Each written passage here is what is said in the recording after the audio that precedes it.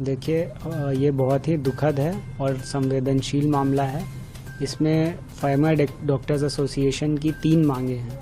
सबसे पहली मांग ये है कि इस पूरे जो मामला है, जो वाकया है, उसकी एक सीबीआई इंक्वायरी हो। ये जो डॉक्टर थी वो वहाँ पे पोस्ट ग्रेजुएशन कर रही थी, चेस्ट मेडिसिन विभाग में थी, ऑन ड्यूटी थी उस समय जिस समय उनके साथ ये दुखद घटना घटी है। और एक ड्यूटी डॉक्टर के साथ ऐसा होना ये पहली बार हमने सुना है। और इसमें ऐसा लगता है कि कहीं ना कहीं अस्पताल प्रशासन की लैप्सेस हैं जिसके वजह से ऐसा हुआ है। और हमें स्टेट गवर्नमेंट पर इस पूरे मामले को लेकर के बिल्कुल भी भरोसा नहीं है, क्योंकि जो इंटरनल खबरें आई हैं उनमें ये बातें आ रही हैं कि वो उन्हीं के पार्टी के कुछ एसोसिएटेड लोग हैं जो अक्यूज्ड हैं। तो इसलिए सबसे पहला डिमांड है कि सीबीआई इंक्वायरी होनी चाहिए। दूसरी डिमांड ये है कि जो मृतक के माता पिता हैं, उनके परिवार हैं, उनको बतौर कंपनसेशन 1 करोड़ रुपए देने चाहिए।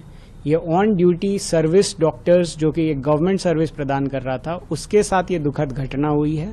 और ऐसे में चाहे कोविड का समय हो तब दिल्ली सरकार ने भी दिया था, और ऐसे में एक स्टेट गवर्नमेंट का, खास करके ऐसा स्टेट जहां पे एक महिला मुख्यमंत्री हैं, उनके कुछ दायित्व होती हैं, और उस दायित्व को, उस चेतना को हम जगाना चाहते हैं। और हमारा ये मांग है कि उनको तुरंत 1 करोड़ रुपए का अनुदान सरकार की तरफ से मिलना चाहिए।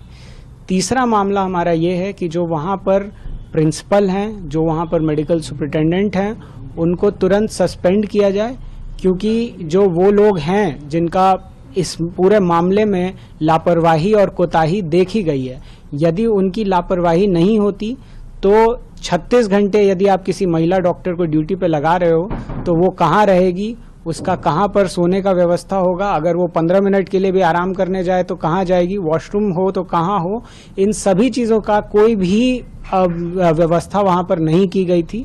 वहाँ पर इन सारे जो लापरवाही बरती गई है और जो सुरक्षा व्यवस्था में जो कमी पाई गई कि कुछ गुंडे 2 बजे रात में आपके अस्पताल के अंदर घुस करके आपके डॉक्टर की बलात्कार और हत्या जैसे गंभीर क्राइम को कर जाते हैं, तो वैसे अस्पताल में क्या इलाज होती होगी और कितनी लापरवाही होती होगी, ये एक उसका निशान है, नमूना है।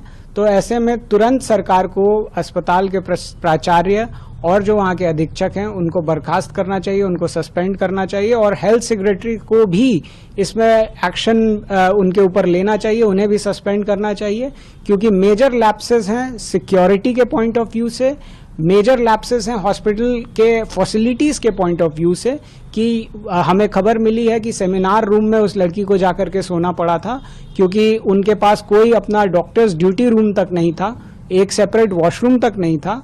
ऐसे में क्या बीता होगा उस लड़की के ऊपर। वो एक निर्भया पार्ट 2 हुआ है बंगाल में, और इसके लिए पूरा मेडिकल समुदाय, हम लोग पूरी तरह से इकट्ठे हैं, उसके साथ खड़े हैं, परिवार के साथ खड़े हैं। आरजी कार मेडिकल कॉलेज के छात्रों से हमारी लगातार बात हो रही है, और उन्होंने कुछ गंभीर आरोप अस्पताल प्रशासन पे लगाए हैं कि उन्होंने इस मामले को दबाने की कोशिश किया गया था, पोस्टमार्टम रिपोर्ट्स को लाइट करने की कोशिश की गई थी।